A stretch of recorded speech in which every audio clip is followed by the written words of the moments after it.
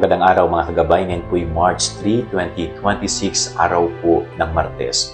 Ako po si Father Marvin at ang ating Ebanghelyo hango sa Ebanghelyo ni San Mateo, chapter 23, verse 1 to 12.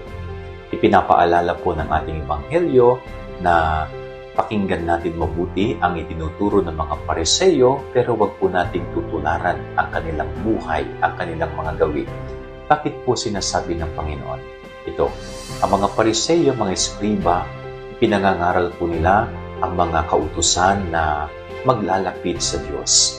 Pero yung kanilang itinuturo, mismong sa buhay po nila ay hindi po nila ginagawa. Ibig sabihin, hindi nila ina-apply sa kanilang sariling pamumuhay, sa kanilang pag-uugali, ang mabuting kautusan na kanilang pinangangaral.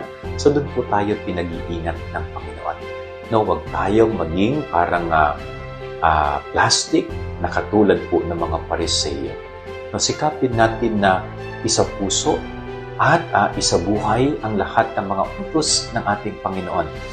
Hindi man madali, pero sana makita po palagi sa atin yung pagsisikap na sundin ang mga utos ng ating Panginoong Diyos.